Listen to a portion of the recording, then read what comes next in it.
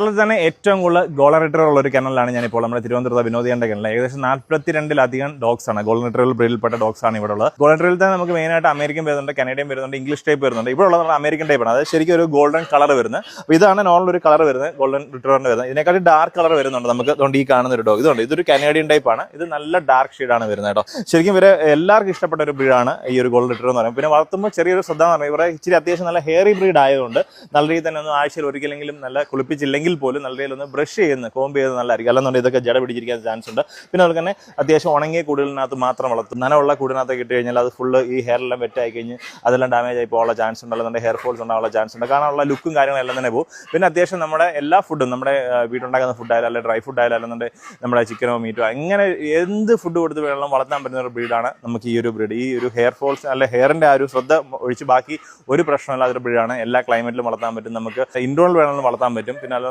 Separate ഒരു cage ഉണ്ടെന്ന് ഇപ്പോൾ നിങ്ങൾക്ക് ഒരു ഹെയർ ഫോൾ ചെയ്യുക അങ്ങനെയുള്ള പേടി എന്തെങ്കിലും ഉണ്ടെന്നുണ്ടെങ്കിൽ ഒരു സെപ്പറേറ്റ് കേജ് ഉണ്ടാകുന്നത് നല്ലതായിരിക്കും. വളരെ നല്ലൊരു പെറ്റായിട്ട് നമുക്ക് ഈവൻ വീടിനകത്തോ ഫ്ലാറ്റിനകത്തൊക്കെ വളർത്താൻ പറ്റുന്ന ബ്രീഡ്സാണ് നമ്മുടെ ഈ ഒരു ഗോൾഡൻ റിട്രീവർ. അപ്പോൾ നമുക്ക് ഇതിൻ്റെ ഒരു ഫുൾ വീഡിയോ നമ്മുടെ അടുത്ത ദിവസം നമ്മുടെ ചാനലിനകത്ത് വരുന്നുണ്ട്. വിനോദേന നമ്പർ വീഡിയോ ഒക്കെ ആകുന്നുണ്ട്. അപ്പോൾ ഇതിനെപ്പറ്റി കൂടുതൽ കാര്യങ്ങൾ അറിയണമെന്നുണ്ടെങ്കിൽ ചേട്ടനെ ഒന്ന് വിളിച്ചോളൂ.